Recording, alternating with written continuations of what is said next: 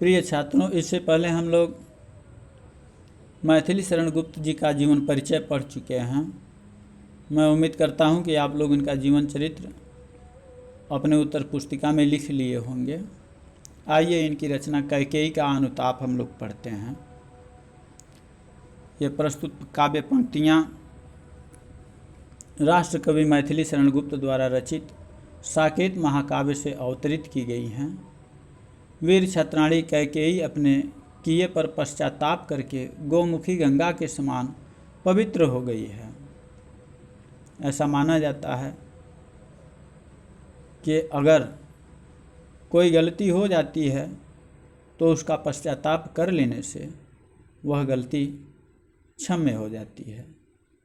कैकेयी भरत के साथ राम को लौटाने के लिए वन में गई हैं। वह अनेक प्रकार से श्री राम को वन से अयोध्या वापस ले चलने का प्रयास करती हैं। इसी क्रम में आगे कह रहे हैं कि तदनंतर बैठी सभा उटच के आगे, नीले वितान के तले दीप बहु जागे, टकटकी लगाए नयन सुरों के थे वे, परिणाम उत्सुक उन भयातुरों के थे वे, उत्फुल्ल करौंदी कुंज वायु रह रहकर, करती थी सबको पुलक पूर्ण मह मह कर, वह चंद्रलोक था कहाँ चांदनी वैसी, प्रभु बोले गिरा गभीर नीर निधि जैसी। यानी प्रस्तुत पद्य पंक्तियाँ भारतीय संस्कृति के अनन्य पुजारी और राष्ट्र कवि मैथिली शरण गुप्त जी द्वारा रचित महाकाव्य साकेत के 8वें सर्ग से हमारी पाठ्य पुस्तक हिंदी के काव्य खंड में संकलित कैकेयी का अनुताप शीर्षक काव्यांश से उद्धृत है। भ्रातृ प्रेम से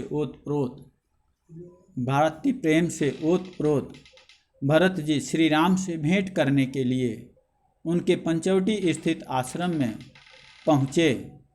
रात्रि में सभा बैठी।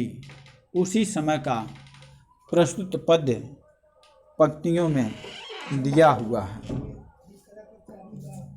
इस तरह से आगे कह रहे हैं कि तदनंतर श्री राम की पर्णकुटी के सामने सभा बैठ गई। तदनंतर बैठी सभा उटज के आगे। उटज माने कुटी होता है, यानी इसके उपरांत श्री रामचंद्र जी की जो पर्णकुटी है, पत्तों से बनी हुई जो कुटी है, उसके सामने सभा बैठ गई है। नीले वितान के तले दीप बहु जागे, यानी आकाश रूपी नीले चद्दर, वितान माने तंबू या चंदोवा समझिए, उसके नीचे बड़ी संख्या में तारों रूपी दीपक जल उठे थे। यानी कहने का आश्रय अंधेरा हो चुका था, ऐसे में तारे टिमटिमाना शुरू कर दिए थे।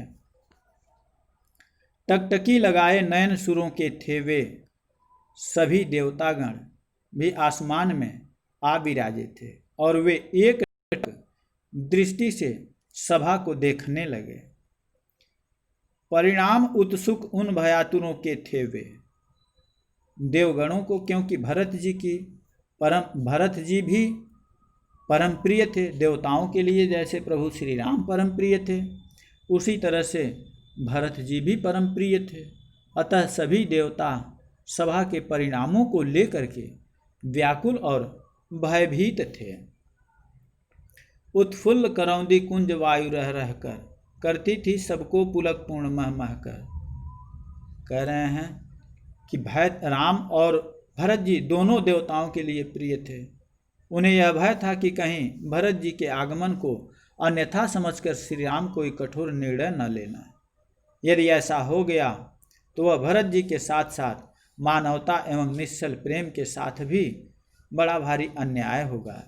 यही सोचकर देवता भयभीत भी थे और व्याकुल भी कि कहीं गलतफहमी में कोई अन्यायपूर्ण निर्णय न हो जाए। आगे कह रहे हैं कि उत्फुल्ल करौंदी कुंज वायु रह रहकर, करती थी सबको पुलक पूर्ण मह मह कर। पास में ही स्थित करौंदी के बगीचे में, करौंदी का कुंज था, बगीचा था, उसमें पुष्प खिले हुए थे। मानो करौंदी कुंज सभा के आयोजन पर आनंद मना रहा है। इतना ही नहीं, उस करौंदी कुंज से आती शीतल मंद और सुगंधित वायु वहाँ उपस्थित सभी लोगों को पुलकित कर रही थी, अर्थात उन्हें आनंद और सुख प्रदान कर रही थी। वह चंद्रलोक था, कहाँ चांदनी वैसी, प्रभु बोले गिरा गंभीर नीर निधि जैसी। कह रहे हैं वहाँ सभा स्थल पर चारों ओर ऐसी स्वच्छ धवल चांदनी बिखरी थी कि चंद्रलोक में भी वैसी चांदनी कहाँ छिटकती है। यानी मैथिली शरण गुप्त जी के कहने का आशय है कि यहाँ प्रकृति ने चंद्रलोक से भी सुंदर वातावरण का सृजन कर दिया था। ऐसे आनंदपूर्ण अलौकिक शांत वातावरण के बीच भगवान श्री राम ने समुद्र के समान अत्यंत गंभीर वाणी में इस प्रकार बोलना आरंभ किया। प्रभु बोले गिरा गंभीर नीर निधि जैसी, यानी समुद्र की तरह से गंभीर वाणी में इस प्रकार से बोलना शुरू किए हैं। कह रहे हैं कि हे भरत भद्र, अब कहो अभिप्सित अपना, सब सजग हो गए भंग हुआ ज्यों सपना। भ्रातृ प्रेम से ओतप्रोत भरत श्री राम से भेंट करने के लिए उनके पंचवटी स्थित आश्रम में पहुँचे हैं। रात में बैठी है और श्री राम ने भरत से उनकी इच्छा पूछी है। इस पर भरत जी अत्यधिक व्याकुल हो उठे हैं। इन पंक्तियों में राम और भरत के मनोभावों को वाणी प्रदान की गई है। श्री रामचंद्र जी कहते हैं, हे भरत भद्र, अब कहो अभिप्सित अपना, कि हे शिष्ट स्वभाव वाले भरत, अपनी मनोकामना बताओ। अभिप्सित मन मनोकामना, अपनी इच्छा बताओ, अपनी मनोकामना बताओ। राम के इस प्रश्न को सुनकर वहाँ उपस्थित सब सजग हो गए, भंग हुआ ज्यों सपना। सभी लोग, जितने भी लोग उपस्थित थे, वो समस्त समुदाय सजग हो गए, चैतन्य हो गए, जैसे सभी स्वप्न देखते देखते अचानक जाग उठे हों। सभी लोग सावधान हो गए हैं। हे आर्य, रहा क्या भरत अभिप्सित अब भी, मिल गया अकंटक राज्य उसे जब तब भी। तो जब श्री रामचंद्र जी ने कहा कि हे भरत, तुम और अपनी कोई मनोकामना हो तो उसको बताओ, तो श्री राम के प्रश्न को सुनकर भरत ने दुखपूर्ण हृदय से कहा कि हे श्रेष्ठ राम, मेरी कोई भी मनोकामना शेष नहीं रही। हे आर्य, रहा क्या भरत अभिप्सित अब भी, मेरी कोई भी मनोकामना अब शेष नहीं रही। क्यों? मिल गया अकंटक राज्य उसे जब तब भी, क्योंकि मुझे तो बाधा रहित राज्य प्राप्त हो गया है। मुझे अकंटक राज्य मिला है, इसके बाद भी मेरी अब कौन सी अभिलाषा अधूरी रह गई है। पाया तुमने तरु तले अरण्य बसेरा, इतना ही नहीं हे भाई, मुझे राज्य मिल गया और आपको तरु तले यानी वृक्ष के नीचे कुटिया बनाकर अरण्य बसेरा यानी जंगल में रहने को मिल गया है। अब आप ही बताइए कि मेरी कौन सी मनोकामना शेष रह गई है। भरत जी कह रहे हैं कि हे शिष्ट स्वभाव वाले भरत, श्री रामचंद्र जी कह रहे हैं कि हे अच्छे सभ्य शिष्ट स्वभाव वाले भरत जी, अपनी मनोकामना बताइए। राम के इस प्रश्न को सुनकर वहाँ उपस्थित समस्त समुदाय सजग हो गए हैं, जैसे सभी स्वप्न देखते देखते अचानक जाग उठे हों। श्री राम के प्रश्न को सुनकर भरत ने दुखपूर्ण हृदय से कहा कि हे श्रेष्ठ राम, मेरी कोई भी मनोकामना शेष नहीं रही। मुझे तो बाधा रहित राज्य प्राप्त हो गया है। हे भाई, मुझे राज्य मिल गया और आपको वृक्ष के नीचे कुटिया बनाकर अरण्य बसेरा मिल गया। अब आप ही बताइए कि मेरी कौन सी मनोकामना शेष रह गई है। तन तड़प तड़प कर तप्त तात ने त्यागा, क्या रहा अभिप्सित और तथापि अभागा। आगे फिर भरत जी भावुकता के साथ कहते हैं कि पिता ने तन तड़प तड़प कर तप्त तात ने त्यागा, यानी पिता ने तड़प तड़प कर अपना शरीर त्याग दिया। क्या रहा अभिप्सित और तथापि अभागा, क्या फिर भी मेरी कोई अभागी मनोकामना अभी भी शेष रह गई है। हाँ इसी अयस के हेतु जनन था मेरा। आगे कहते हैं कि मुझे दुख है, मुझे अफसोस है, मुझे बहुत दुख है कि मेरा जन्म इस अपयश को प्राप्त करने के लिए ही हुआ था, और निज जननी ही के हाथ हनन था मेरा, और मेरी मानसिक और शारीरिक हत्या स्वयं मेरी माता ने ही कर दी है। यानी मेरी माँ के ही हाथों मेरा मानसिक और चारित्रिक हत्या होनी थी। अब कौन अभिप्सित और आर्यवह किसका? हे भाई, जिस व्यक्ति का घर और संसार सभी कुछ नष्ट हो गया, तब उसकी कौन सी इच्छा अब शेष रह सकती है? अब कौन अभिप्सित और आर्यवह किसका? संसार नष्ट है, भ्रष्ट हुआ घर जिसका। कह रहे कि जिसका घर, जिसका संसार सब कुछ नष्ट हो गया है, भला उसकी अब और कौन सी इच्छा शेष रह जाती है? यानी कह रहे हैं प्रभु श्री रामचंद्र जी कि हे शिष्ट स्वभाव वाले भरत, अपनी मनोकामना बताओ। राम के इस प्रश्न को सुनकर वहाँ उपस्थित समस्त समुदाय सजग हो गए हैं, जैसे सभी स्वप्न देखते देखते जाग उठे हों। श्री राम के प्रश्न को सुनकर भरत ने दुखपूर्ण हृदय से कहा कि हे श्रेष्ठ राम, मेरी कोई भी मनोकामना अवशेष नहीं रही। मुझे तो बाधा रहित राज्य प्राप्त हो गया है। हे भाई, मुझे राज्य मिल गया और आपको वृक्ष के नीचे कुटिया बनाकर अरण्य बसेरा मिल गया है। अब भला आप ही बताइए कि मेरी कौन सी मनोकामना शेष रह गई है। इतना ही नहीं, भावुकता के साथ कहते हैं भरत जी कि पिता ने तड़प तड़प कर अपना शरीर त्याग दिया, क्या फिर भी मेरी कोई अभागी मनोकामना शेष रह गई है? मुझे दुख है कि मेरा जन्म इस अपयश को प्राप्त करने के लिए ही हुआ था, और मेरी मानसिक और शारीरिक हत्या स्वयं मेरी माता ने ही कर दी है। हे भाई, जिस व्यक्ति का घर और संसार सभी कुछ नष्ट हो गया हो, तब भला उसकी कौन सी इच्छा अब शेष रह जाती है? कौन सी इच्छा शेष रहती है?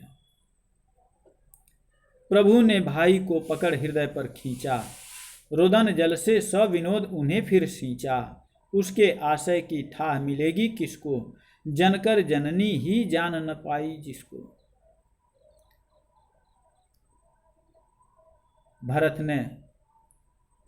भरत के इन बातों को सुन करके, भरत के इन वचनों को सुन करके श्री राम ने गदगद होकर, प्रभु ने भाई को पकड़ हृदय पर खींचा। प्रभु श्री राम ने गदगद होकर उन्हें खींचकर अपने हृदय से लगा लिया और आंसू उन पर बरसाते हुए कहा कि उसके आशय की ठाह मिलेगी किसको, जनकर जननी ही जान न पाई जिसको।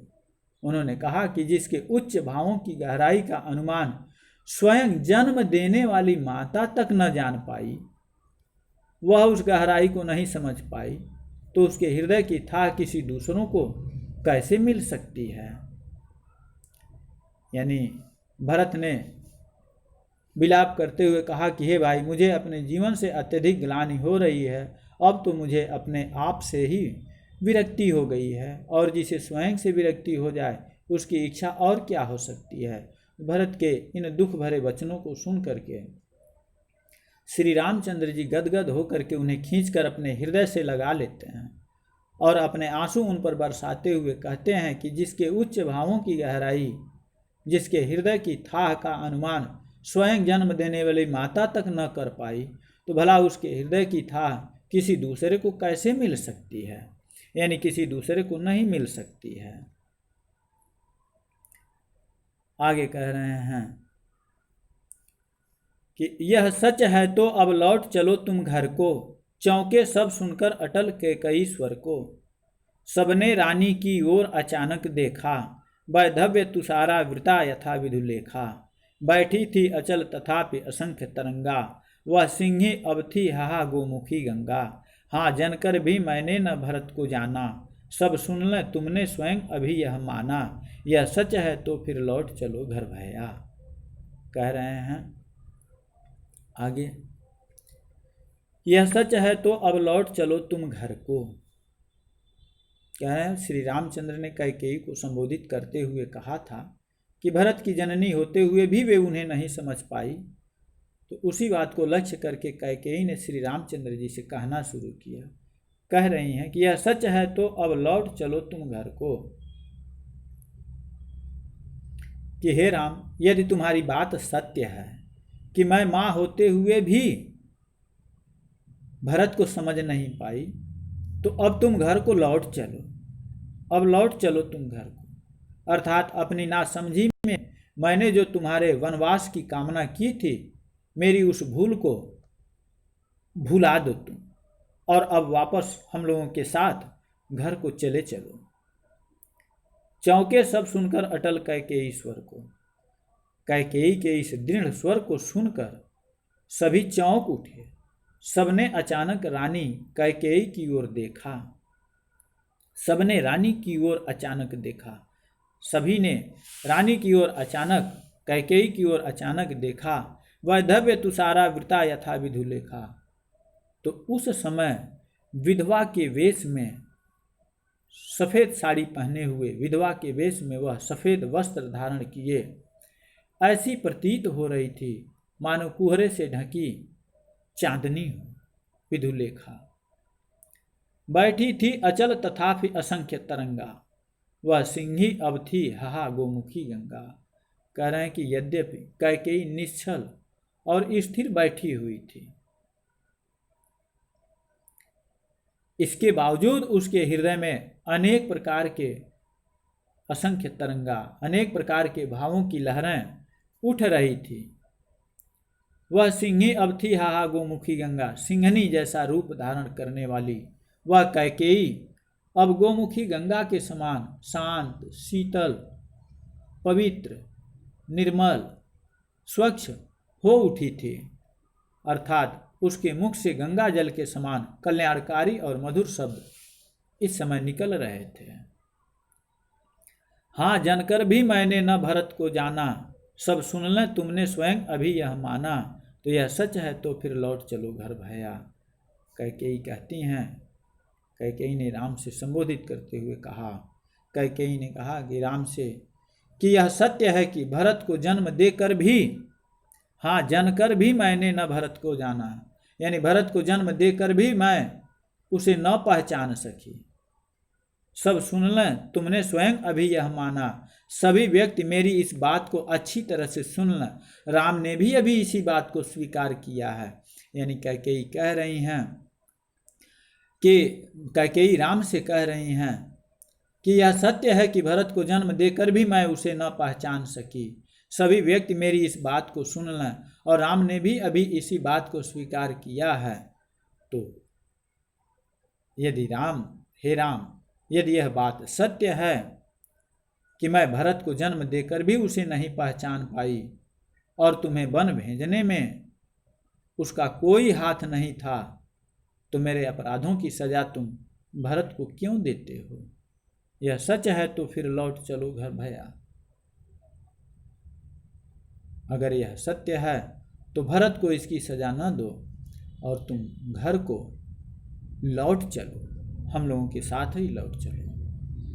यानी कह रहे हैं कि कैकेयी के इस दृढ़ स्वर को सुन करके जब वो श्री रामचंद्र जी से कहती हैं कि हे राम, यदि तुम्हारी बात सत्य है कि मैं माँ होते हुए भी भरत को समझ नहीं पाई, तो अब तुम घर को लौट चलो, अर्थात अपनी नासमझी में मैंने जो तुम्हारे वनवास की कामना की थी, मेरी उस भूल को भुला दो। कैकेयी के इस दृढ़ स्वर को सुनकर सभी लोग चौंक उठे हैं।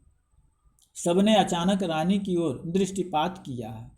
तो उस समय विधवा के वेश में वह सफ़ेद वस्त्र धारण किए हुए ऐसा प्रतीत हो रही थी जैसे कुहरे से ढकी हुई चांदनी हो।